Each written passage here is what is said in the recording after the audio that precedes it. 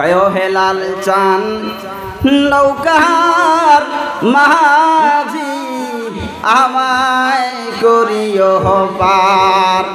ও হেলাল চান নৌকার মাঝি আমায় করিও পার।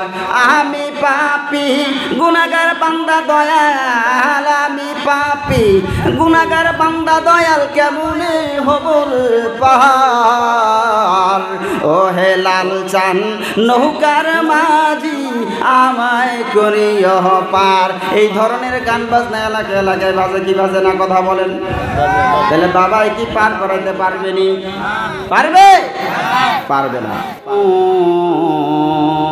নুসাল্লি আলা রাসূলিহিল কারীম।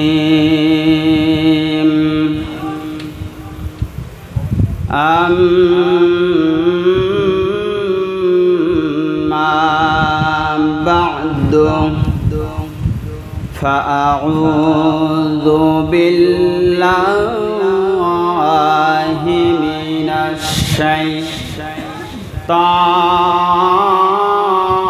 الشيطان الرجيم.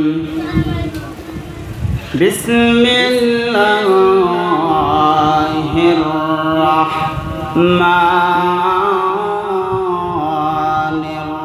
الرحيم.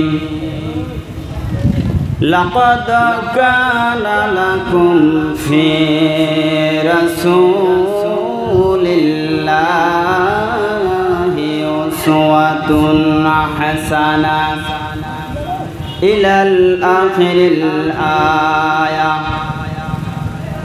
قال رسول الله صلى الله عليه وسلم لا يؤمن أحدكم حتى أكون أحب إليه من والده وولده والناس أجمعين. متفق عليه أو كما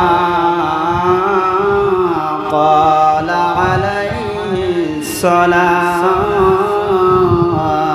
والسلام. আধারে যখন ডুবেছিল জাতি, ছিল না আলোর বাতি,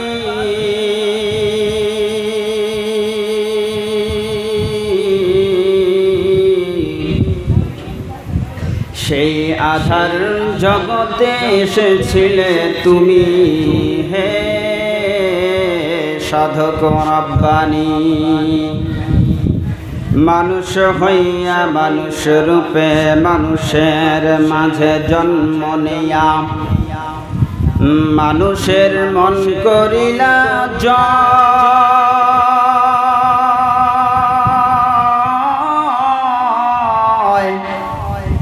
কোরআন দিয়া হাদিস দিয়া অন্তর দিয়া মন্তর দিয়া নয়। দুনিয়া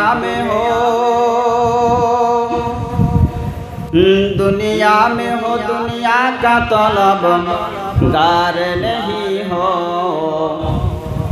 बाजार से गुजर हो लेकिन खरीदार नहीं हो।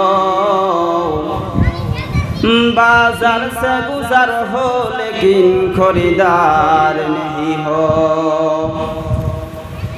लख कोटि शुक्र सुजूद মহিয়ান গরিয়ান সর্বশক্তিমান মহান সৃষ্টিকর্তার দরবারে যে মহান আল্লাহ সুবহানাহু ওয়া তাআলা আমাদেরকে কবুল করে মঞ্জুর করে সিরাতুন নবী মাহফিলে আসার মতো বসার মতো তৎসঙ্গে কোরআন ও হাদিস থেকে আলোচনা শোনার মতো তৌফিক দান করলেন।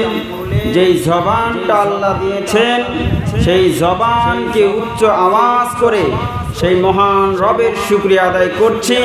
জবান খুলে সকলে বলি আলহামদুলিল্লাহ। বিশ্ব নবীর প্রতি দুরূদ ও সালাম মহাব্বতের সহিত অন্তর থেকে সকলেই দুরূদ পড়ছি, সকলেই বলি সাল্লাল্লাহু আলাইহি ওয়াসাল্লাম। সম্মানিত হাজিরিন, বর্তমানে যে মাসটা চলতেছে এটা কি মাস বলতে পারেন? রবিউল আউয়াল। মুরব্বী বলছেন রবিউল আউয়াল মাস। কি মাস? রবিউল আউয়াল মাস। সম্মানিত উপস্থিতি, ভূমিকা না টেনে আমরা সরাসরি আলোচনার দিকে যাব। তাহলে এই মাসটা কি মাস চলতেছে? রবিউল আউয়াল মাস। এই মাসটা কিন্তু হচ্ছে আমার নবী আপনার নবী দুনিয়াতে আসার মাস, তাই না? এই মাসে এসেছে 12 তারিখ, মতান্তরে 8 তারিখ অথবা 9 তারিখ। তো আল্লাহ নবী সাল্লাল্লাহু আলাইহি সাল্লাম দুনিয়াতে পদার্পণ করেছেন। আর যেহেতু এই মাহফিলটা হচ্ছে সিরাতুন নবী মাহফিল, এই জন্যে আমি চেষ্টা করব রাসূলুল্লাহ সাল্লাল্লাহু আলাইহি সাল্লামের জীবনী সম্পর্কে কিছু আলোচনা করার। আর এই কথাগুলো যেন আল্লাহ তাআলা আমাদের অন্তরে গেঁথে দেন। সকলে বলি আল্লাহুম্মা আমিন। প্রথমেই একটা প্রশ্ন, সেটি হলো এই 12টা মাস দিয়ে একটা বছর আল্লাহ সাজাইছেন। এই 12টা মাসের ভিতরে গুরুত্বপূর্ণ মাস কোনটা বলেন দেখি? রমজান মাস। সপ্তাহের ভিতরে 7টা দিন, 7 দিনের ভিতরে গুরুত্বপূর্ণ দিন কোনটা বলেন দেখি? শুক্রবারের দিন। তাহলে আল্লাহ নবী সাল্লাল্লাহু আলাইহি সাল্লাম দামি মানুষ, তাহলে আসার দরকার ছিল রমজান মাসে, তাই না? আল্লাহ নবী দামি মানুষ, আসার কথা ছিল শুক্রবারে। সোমবারে কেন আসলো? প্রশ্ন আছে না? না, আছে। আমার বন্ধুগণ, আমার বাবাজিরা, গভীর মনোযোগ দিয়ে শুনবেন আমার ভেলাপুকুর এলাকার বাবাজিরা। আল্লাহ পাক রব্বুল আলামিন বিশ্ব নবীকে পাঠাইতে পারতেন শুক্রবারের দিনে, পাঠাইতে পারতেন রমজান মাসে, কিন্তু আমার আল্লাহ রব্বুল আলামিন বিশ্ব নবীকে কেন শুক্রবারে পাঠাইলেন না? কেন আল্লাহর নবীকে রমজান মাসে পাঠাইলেন না? আমার আল্লাহ এটাই বুঝাইতে চাই রে দুনিয়ার মানুষেরা। শোনো শোনো, আমার নবীজি, আমার নবীর মূল্য হচ্ছে, দাম হচ্ছে আমি আল্লাহর পরে আমি নবী, আমি আমার নবীর মূল্য। ও দুনিয়ার মানুষেরা, শুক্রবারে যদি আমার নবীকে আমি পাঠাইতাম গো, তাহলে ওই যে মক্কার কাফেররা কত নির্যাতন করছে, কত গালিগালাজ করেছে। এ বন্ধু, ওই সমস্ত কাফেরেরা বলতো তোমার নবী মুহাম্মদ শুক্রবারের দামি দিনে আসার কারণে দামি হয়েছে। মাহে রমজান মাসে যদি আমার আল্লাহ বিশ্ব নবীকে পাঠাইতেন, তাহলে মক্কার মানুষেরা বলতো যে শুক্রবারে আসার কারণে দামি হয়েছে, অথবা মাহে রমজান মাসের দামের কারণে নবী দামি হয়েছে। এ যুবক ভাই, আমার আল্লাহ পাক রব্বুল আলামিন বুঝাইতে চান না, না মাহে রমজান মাসের উসিলা করি আমার নবী দামি হবে না, শুক্রবারের উসিলা করি আমার নবী দামি হবে না। আমার নবীর সওয়াব পাইয়া রবিউল আউয়াল মাস হবে দামি, আমার নবীর সওয়াব পাইয়া সোমবারের দিন হয়ে যাবে দামি। একটু জোরে বলেন না সুবহানাল্লাহ, আর জোরে বলেন সুবহানাল্লাহ। আমার আল্লাহ রব্বুল আলামিন প্ল্যান করে রাখছে, পরিকল্পনা করে রাখছেন। ও কাফেরেরা, তোমরা যে কোনোভাবেই আমার নবীকে আঘাত করবে, গালি দিবে, তার কোনো স্থান আমি রাখবো না। আমার নবীর ছোঁয়া পাইয়া যুগে যুগে আমার নবীর ছোঁয়া পাইয়া মানুষগুলো হয়েছে দামি। আমার নবীজি কোনো জিনিসের ছোঁয়া পাইয়া নবী নিজে দামি হন নাই, নবীজির ছোঁয়া পাইয়া পৃথিবীর সমস্ত জিনিস হয়ে গেছে দামি। আর একটু জোরে বলেন সুবহানাল্লাহ। আমার বাবাজিরা, আল্লাহ পাক রব্বুল আলামিন দাবি নবী পাঠাইলেন। আল্লাহর নবীর স্থান মর্যাদা কিরকম জানেননি? আমার আল্লাহ